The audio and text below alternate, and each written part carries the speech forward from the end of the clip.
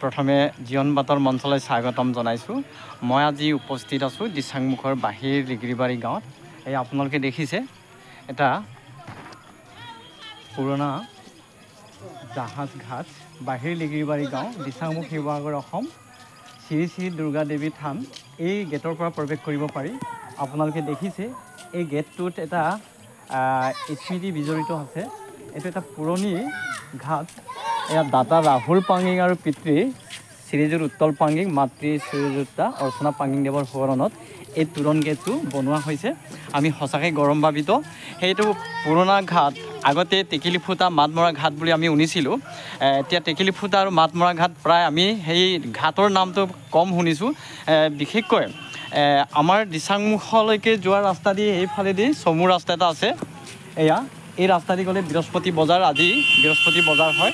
আৰু এই গেটেদি আমাৰ মাজৰবাৰী চাৰিঘৰীয়া গাঁৱলৈ যাব পাৰি, দিচাংমুখলৈ যাব পাৰি, শিৱসাগৰলৈ যাব পাৰি আৰু আমাৰ লিগিৰিবাৰী গাঁৱলৈ যাব পাৰি এই গেটেদি। আৰু সেইটো হ'ল চমু ৰাস্তা দিচাং ঘাটলৈ, আগৰ যিটো ঘাট তালৈকে যাব পাৰি। যাই নহওক, দিচাংমুখ এটা তীৰ্থস্থান, এটা আমাৰ ভূমিপুত্ৰ এটা ঠাই, সমন্বয়ৰ এটা ঠাই। ইয়াত বিভিন্ন ধৰণৰ মানুহে বাস কৰি আছে। বিশেষকৈ আমাৰ মিচিং সমাজৰ লগত মুছলমান সম্প্ৰদায়, নেপালী, ভোজপুৰী, কৈবৰ্ত আৰু আহোম দিনৰ সম্প্ৰদায়ৰ মানুহ ইয়াত আছে। বিশেষকৈ ৰাইডিঙীয়া, বুঢ়াগোহাঁই, বৰগোহাঁই, গগৈ, শইকীয়া, বিভিন্ন ধৰণৰ সম্প্ৰদায়ৰ মানুহ দিচাংমুখত ভাগ কৰি আছে। নানা জাতি উপজাতিৰ এটা মিলনৰ তীৰ্থভূমি বুলি ক'ব পাৰি। ইয়াত সমন্বয় এটা কেন্দ্ৰস্থল। ইয়াত এটা পৰ্যটকৰ সম্ভাৱনা আছে। আপোনালোকে দেখিছে সেইখন দিচাংঘাটৰ এই নদীখন। দিচাংঘাট বুলি ক'লে সকলোৱে এটা মনলৈ আহে, যিহেতু ইয়াত এটা পুৰণি ঘাট আছিলে। এই পুৰণি ঘাট এতিয়া নাই। এই গেটটো তোৰণটো এটা স্মৃতি বিজড়িত হৈ আছে। আৰু আপোনালোকে ইয়াত এটা কথা মই মনত সেইখিনি সোঁৱৰাই দিছোঁ।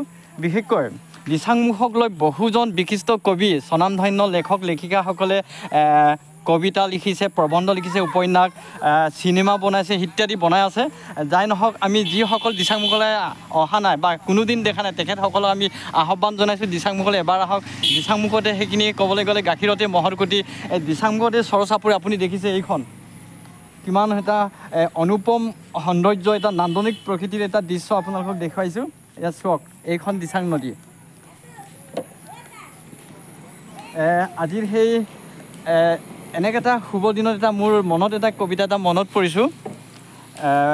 দিচাংমুখক লৈ কবিতা এটি মই সেই ৰচনা কৰিছিলোঁ। প্ৰতিদিন গোষ্ঠীৰ সাদিন কাকতত প্ৰকাশ পাইছিল। কবিতাটিৰ শিৰোনামটো চমুকৈ কৈ দিছোঁ, ঠিকনা। ঠিকনা কবিতাটি আপোনালোকক অকণমান গুণগুণাই শুনাইছোঁ। ঠিকনা, পুৰণা জাহাজ ঘাট দিচাংমুখ। ঠিকনাটো এতিয়াও সাৰি আছে মামৰি ধৰা লোহাৰ শিকলিত। এতিয়াও সাৰি আছে সেইখন দিচাং নদী। নদীৰ সোঁতত নিহিত আছে ককা দেউতাৰ আহি কান্দোন, শৈশৱৰ ৰং ৰহস্য। এদিন ককাৰ মুখত শুনা ঢৌ তাত জাহাজৰ শব্দ। তেতিয়া মই সাধু শুনাৰ বয়স আছিলোঁ। সেই তেতিয়া তাহানি জাহাজতে কাম পাইছিল। সেই তেতিয়া লোহাৰ শিকলি চুৰি হৈছিল। ককা দেউতা এতিয়া নাই, অথচ সহজে চিনি পায় আলিবাটৰ সিপাৰে সিপাৰে আবেলিৰ য়ৈ ধোৱা চাঙৰ জখলা, ৰেলৰ দবাৰ দৰি শাৰী শাৰী চাংঘৰবোৰ। ইয়াতে আছিল ককা দেউতাৰ ঘৰ আৰু মোৰ ঠিকনা। আজি মই আমাৰ বাহিৰ লিগিৰিবাৰী গাঁৱৰ স্থায়ী বাসিন্দাসকলক লগ পাইছোঁ। তেওঁলোকৰ পৰা জানিব বিচাৰিম যে ইয়াত পুৰণা জাহাজ ঘাট বুলি এই তোৰণটো, এই গেটটো কিয় নামাকৰণ কৰা হ'ল, আৰু ইয়াৰ ইতিবৃত্তটো হয়তো আমাৰ উদীয়মান যুৱচামে সম্পূৰ্ণ কথাটো নেজানিলেও তেওঁলোকে ইয়াতে বহুত দিন বাস কৰি আছে। মই এগৰাকী ব্যক্তিৰ ওচৰৰ পৰা জানিব বিচাৰিম। প্ৰথমে আপোনাৰ নামটো ক'ব। নমস্কাৰ, মই শ্ৰী জিন্তু মিলি। মই সৰ্বপ্ৰথমে জীৱন বাতৰ মঞ্চলৈ স্বাগতম জনাইছোঁ। ইয়াৰ ইতিবৃত্তিটো আমি বিশেষভাৱে ক'ব নোৱাৰিম, যদিও কিছু তথ্য আহৰণ কৰাৰ কাৰণে আজি ক'ব পাৰিম, খুব কম বেছিকৈ হ'লেও। ইয়াতে এই পুৰণা জাহাজ ঘাট মানে হ'ল, ইয়াতে ব্ৰিটিছৰ দিনত জাহাজ ঘাটটো বাহিৰ লিগিৰিবাৰী নামেৰে জনাজাত ঠাইখনত স্থাপন হৈছিলে। ব্ৰিটিছৰ যিটো বয় বস্তু ইয়াতে আমদানি ৰপ্তানি হৈছিলে বুলি আমি গম পাইছোঁ আমাৰ জ্যেষ্ঠসকলৰ পৰা শুনি। এইখন ৰাস্তা তেতিয়াই ইয়াতে যাতায়াত চলাচল হৈছিলে বুলি শুনিছোঁ।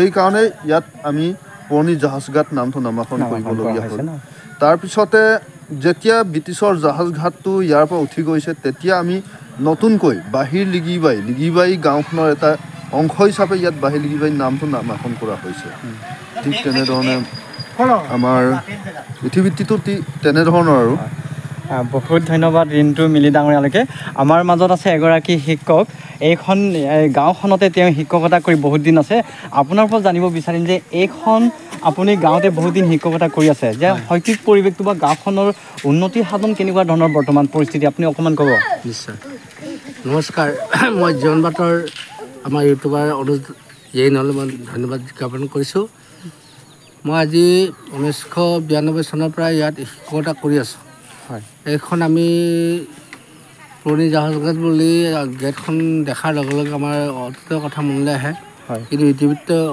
উপৰোক্ত বক্তাই কৈ গ'ল কথা হ'ল কি ইয়াত আমাৰ আকৌ যিটো শৈক্ষিক পৰিৱেশত বা শৈক্ষিক পৰিৱেশত যিটো আগত আছিলে তাতকৈ আমি এতিয়া বহুত উন্নত বুলি ভাবোঁ হয় যিহেতু আমাৰ ইয়াত যথেষ্ট পঢ়া শুনা ছাত্ৰ ছাত্ৰী ওলাই গৈছে অহা যোৱা বা ৰাস্তা পদূলি উন্নত হ'ল আগতকৈ যথেষ্ট উন্নত হয় আমাৰ ইয়াৰ আগত আছিলে মাটিৰে সৰু ৰাস্তা হয় কিন্তু এতিয়া দেখিবলৈ আমি পাইছোঁ ব্লক ইটা লগোৱা আছে হয় আমি যথেষ্ট উন্নত বুলি ক'ব পাৰোঁ হয় গতিকে ইয়াৰ ছাত্ৰ ছাত্ৰীসকলো যথেষ্ট আগবঢ়া পঢ়া শুনাত শৈক্ষিক দিশত উন্নতি হৈছে গতিকে মই ইয়াকে কৰোঁ ধন্যবাদ আমাৰ দিলীপ পাংগিং ছাৰ দেৱলৈকে আমাৰ এয়া বাহিৰ লিগিবাৰী গাঁৱৰ স্থায়ী বাসিন্দাসকলে আমাৰ তোৰণৰ গেটৰ সন্মুখলৈ আহি আছে আৰু তেখেতসকলে ইয়াত আগতকৈ বহুত মানে সেইখিনি পৰিৱেশ পৰিস্থিতি উন্নত হৈ গ'ল আৰু ৰাস্তা পদূলি উন্নত হৈ গ'ল বৰ্তমান চৰকাৰৰ দিনত বিশেষকৈ আমি গৌৰৱান্বিত সেইখন পুৰণা জাহাজঘাট মৰিচুটি গাঁও স্মৃতি বিজড়িত আছে ইয়াতে বহুতো